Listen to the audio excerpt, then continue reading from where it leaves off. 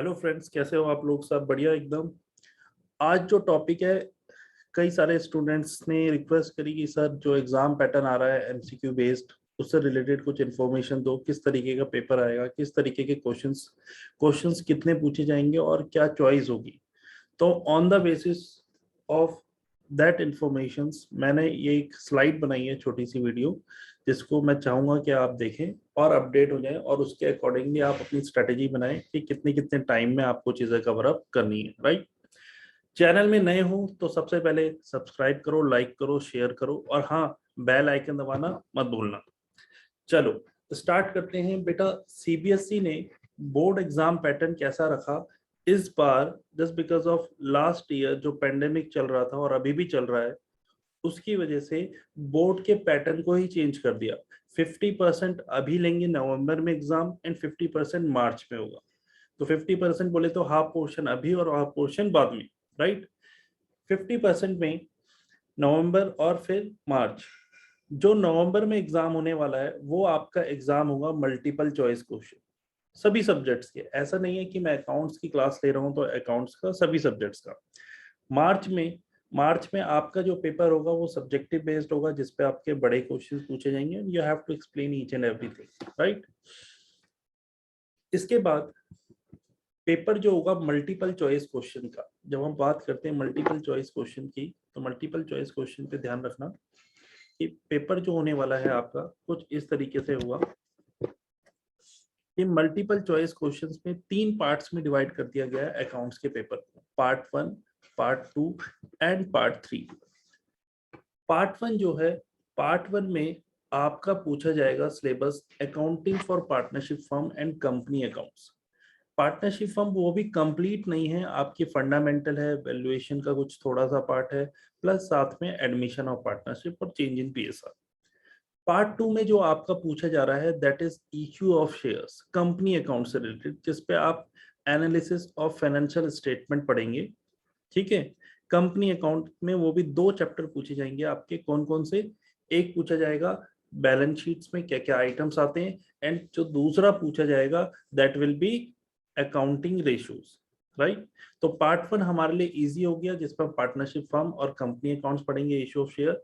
Part 2 में हमने analysis of financial statement along with accounting ratios करने हैं।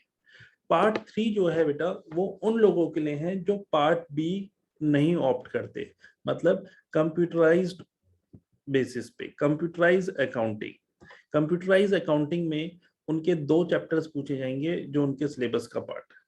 क्लियर? अब पार्ट 1, पार्ट 2, पार्ट 3 क्वेश्चंस किस तरीके से पूछे जाएंगे तीनों पार्ट में। हर पार्ट को कुछ सेक्शन में डिस्ट्रीब्यूट कर दिया है। कैसे? देखो जरा नेक्स्ट स्लाइड।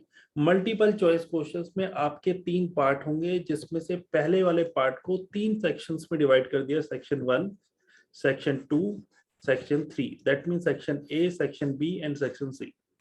सेक्शन ए में आपके जो क्वेश्चंस आएंगे एग्जाम में, वो आएंगे क्वेश्चन नंबर 1 से 18, जिसमें आपको टोटल 18 क्वेश्चन दिए जाएंगे। उसमें से आपके पास बेटा चॉइस है, यहाँ पे आपको out of them only 15 question करने हैं। दूसरा, फिर सेक्शन बी में क्वेश्चन नंबर 18 से 36 पूछे जाएंगे, total again 18 question, and out of this only 15 questions करने हैं। मजे आपके 18 में से 15 क्वेश्चन। एमसीक्यू में भी बेटा चॉइस मिल रही है आपको, 3 क्वेश्चंस आपको एक्स्ट्रा दिए जाने, उस पर भी आपको चॉइस है। अच्छा, सेक्शन सी जो है, सेक्शन सी में से क्वेश्चन नंबर 37 से 41, that means total number of questions कितने होंगे? 5, जिसमें भी आपको कितने क्वेश्चन करने? 4। मतलब यहाँ पे भी चॉइस, मतलब हर जगह देख रहे हो आपको चॉइस मिल रही है। ऐसा नहीं है, सीबीएसई ने पूरा ध्यान रखा है बच्चों का कि ज्यादा से ज्यादा मार्क्स आप लेके आ सको, बट हाँ ध्यान रखना एमसीक्यू है तो कॉन्सेप्चुअल क्लैरिटी बहुत जरूरी होनी चाहिए। कॉन्सेप्चुअल बेस्ड क्वेश्चन पूछेंगे, ऐसा नहीं है पूरा का पूरा 100% पेपर इजी बना दे। कुछ क्वेश्चन होंगे जिस पे आपको कॉन्सेप्चुअल क्लैरिटी होनी चाहिए। ठीक है, आगे चलते हैं। पार्ट 2, पार्ट 2 को 2 सेक्शन में डिस्ट्रीब्यूट किया है, section A and section B. Section A में क्वेश्चन नंबर 41 से लेके 48 तक, that mean total number of question होंगे 7, लेकिन इसमें आपको करने कितने? ओनली 5। और सेक्शन बी में क्वेश्चन नंबर 49 से 55, दैट मींस 7 क्वेश्चन अगेन, और यहाँ पे आपको करने हैं 6 क्वेश्चन। ऊपर 2 चॉइस हैं, 2 एक्स्ट्रा क्वेश्चन दिए हैं, यहाँ पे 1 क्वेश्चन की चॉइस आपके पास अवेलेबल होगी।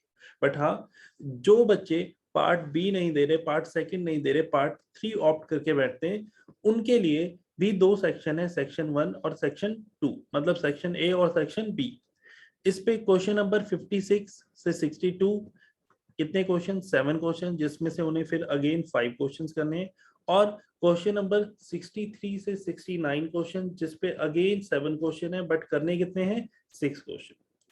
तो आप देख रहे होंगे कि आपको जो अटेम्प्ट करने हैं 15 + 15 30 + 4 34 + 5 39 + 6 45, अगर ये वाला ऑप्ट करते हो, और अगर ये वाला ऑप्ट करते हो तो 11 यहाँ पे हो गए और ये 34 हो गए, टोटल 45 क्वेश्चन। आपको बेटा टोटल कितने क्वेश्चन अटेम्प्ट करने हैं, 45, राइट।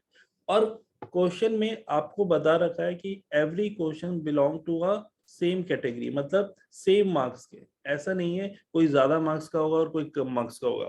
तो इसके लिए अब आपको पता है टोटल नंबर ऑफ क्वेश्चंस, देखो 45 करने, और पेपर है आपका 40 मार्क्स का, तो 40 डिवाइडेड बाय 45 कर लोगे तो आपका जो यहाँ पे आ जाएगा एक क्वेश्चन की जो मार्किंग स्कीम होगी, it will be around 0.88, right. तो इस चीज का ध्यान रखना। और अच्छी बात ये है, इस बार सीबीएसई ने जो ये अच्छा काम किया है वो ये है कि कोई भी नेगेटिव मार्किंग नहीं है। क्या पता इन फ्यूचर अगर एमसीक्यूज ही रहेंगे तो नेगेटिव मार्किंग भी हो सकती है as per the competitive exam, क्योंकि वो चाहेंगे कि बच्चा 12th क्लास करके जाए और डायरेक्टली आगे on the basis of entrance ही वो आपका क्या बोलते हैं एडमिशन हो कॉलेज में, यूनिवर्सिटीज में। तो आपको अभी से वो इस चीज के लिए तैयार कर रहे हैं, राइट।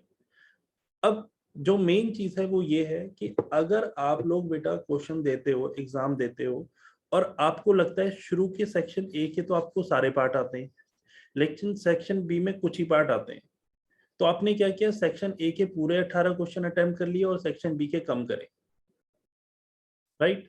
तो बेटा सेक्शन ए में आपको टोटल करने थे कितने पॉइंट करने थे आपको, 15 क्वेश्चन अटेम्प्ट, लेकिन आपने कर दिए 18।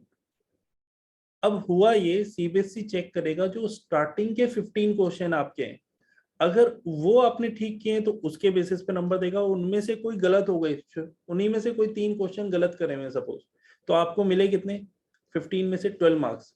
और जो आपने 16 17 18 अटेम्प्ट किया था वो बिल्कुल ठीक था, लेकिन उसके कोई मार्क्स नहीं देगा सीबीएसई। इसलिए इस चीज का ध्यान बिल्कुल रखना, जो क्वेश्चंस आपको आते हैं उन्हीं को अटेम्प्ट करो, एक्स्ट्रा क्वेश्चन अटेम्प्ट करने की रिक्वायरमेंट नहीं है, क्योंकि उसके कोई मार्क्स नहीं मिलेंगे आपको, राइट।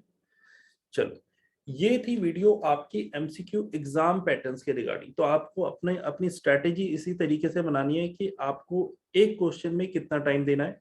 अगर ऑलमोस्ट देखा जाए 90 मिनट्स का अगर पेपर होगा तो 2 मिनट एक क्वेश्चन में लगने चाहिए, बट फिर भी मैं आपको कहूंगा 2 मिनट के अकॉर्डिंग मत लेके चलना, आप लेके चलो 1 मिनट एक क्वेश्चन में, क्योंकि कुछ क्वेश्चंस ऐसे होते हैं जो 2 मिनट और 3 मिनट भी ले जाते हैं, तो कहीं ना कहीं वहां से आपको सेव करना पड़ेगा टाइम अपना, और अकॉर्डिंगली अपना पेपर देना पड़ेगा, क्योंकि आपको रिवीजन की भी रिक्वायरमेंट है।